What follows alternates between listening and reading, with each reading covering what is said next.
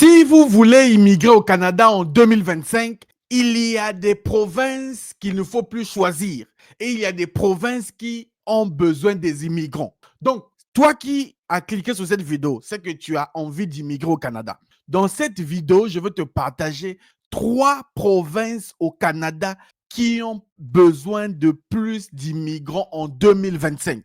La bonne nouvelle, c'est que je ne veux pas parler en l'air.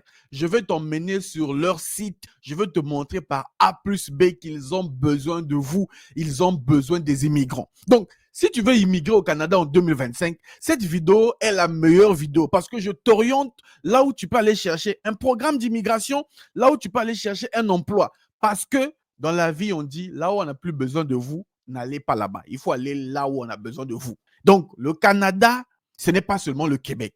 D'ailleurs, en parlant du Québec, si toi, dans tes projets d'immigration, tu as choisi la province du Québec comme futur chez toi, tu te trompes correctement.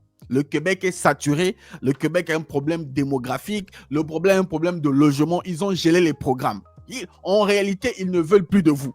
Mais ça ne veut pas dire que dans tout le Canada, il n'y a plus les provinces qui veulent plus de vous. Non, il y a des provinces qui veulent de vous.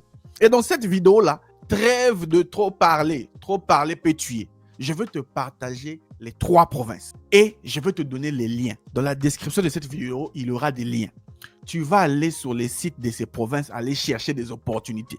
Les amis, l'immigration, ce n'est pas regarder Monsieur Lutte, me regarder du matin au soir. Non, l'immigration, c'est que tu sois capable toi-même d'aller faire tes recherches, d'aller faire tes démarches. On appelle ça être autonome. Tant que tu ne seras pas autonome, ton rêve canadien ne va pas devenir réalité. Si tu comptes sur moi, tu comptes sur une agence, tu comptes sur les gens pour que ton projet avance, tu te perds. Mais bon, trop parler peut tuer. La première province qui a besoin des immigrants en 2025, c'est la province du Manitoba. Au Canada, il y a 13 provinces et territoires. Parmi ces provinces, c'est la province du Manitoba. OK? Donc, tandis que IRCC réduit les cibles d'immigration, le Manitoba veut plus d'immigrants.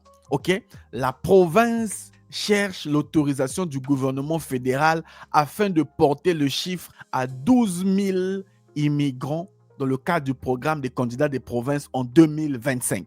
Donc, si tu veux faire partie des 12 000 personnes qui vont immigrer dans la province du Manitoba, aujourd'hui, va voir si le Manitoba t'offre les opportunités. L'opportunité avec le travail, l'opportunité avec le programme des candidats des provinces. Maintenant, tu vas dire, Monsieur Lutte, qu'est-ce que tu nous racontes? Est-ce que l'information là, tu as eu ça où? Je vais vous montrer sur mon écran. OK? Je vais vous montrer l'information. Parce que moi, j'aime montrer l'information à la source. Et au-delà de te montrer l'information à la source, dans la description, j'ai mis le lien. Va lire par toi-même. Arrête de seulement écouter Monsieur Lutte. OK. Ça, c'est la ministre du Travail et de l'Immigration Manitoba. OK? Donc, on va lire. Écoutez ceci. Le Manitoba a accueilli en 2024 un nombre record de 9 550 immigrants au titre de son programme provincial des candidats. Programme des candidats des provinces, PCP. La province cherche l'autorisation du gouvernement fédéral afin de porter ce chiffre à 12 000 cette année, donc en 2025. OK? C'est très important. Donc, écoutez ici, ça c'est la ministre qui parle, Madame Malaya Marcelino. J'ai dit à mes collaborateurs, j'étais la ministre la plus heureuse de tout le Canada. De tout le Canada. Elle était la plus heureuse parce qu'elle a eu plus d'immigrants dans le cadre du programme des candidats des provinces du Manitoba. Donc, toi, si tu veux immigrer en 2025, choisis le Manitoba. Va sur le site du Manitoba, tape sur Google le Manitoba au Canada. Va sur leur site, va voir les critères, quels sont les programmes, va te renseigner, va chercher des opportunités d'emploi, va rechercher parce que eux, ils ont besoin de vous. Au lieu d'aller au Québec, moi c'est Montréal, moi c'est le Québec. Non, est-ce que c'est clair? OK, ça c'était la première province qui a besoin de vous en 2025. La deuxième province qui a besoin de vous en 2025, c'est le Nouveau-Brunswick. Le Nouveau-Brunswick fait partie des provinces de l'Atlantique. Le Nouveau-Brunswick est bordé par l'océan Atlantique. OK? Et donc, le Nouveau-Brunswick dit oui aux travailleurs qualifiés comme vous. Et pour les prochaines années, le Nouveau-Brunswick propose 60 000 emplois à pourvoir au cours des 5 prochaines années. Les amis, ce n'est pas moi qui fabrique l'info. Ça vient de leur site internet. Je vais vous montrer ça tout à l'heure. OK? Le Nouveau-Brunswick propose des voies vers la résidence permanente pour les travailleurs et travailleuses étrangers possédant les compétences, la formation et l'expérience de travail. Si tu as des compétences, la formation et l'expérience de travail, le Canada va te donner la résidence permanente. On parle ici des étrangers. Toi qui m'écoutes là. Alors, il va dire, bon, monsieur Lutte, qu'est-ce qu'il raconte? Le Nouveau-Brunswick déborde de possibilités de carrière passionnantes. Plus de 12 000 par an et recrute des personnes qualifiées comme vous. Les employeurs recrutent les candidats étrangers dans les secteurs. Quels secteurs? Les soins de santé, l'éducation, la fabrication, le transport, la construction, la technologie de l'information, l'agriculture, l'aquaculture.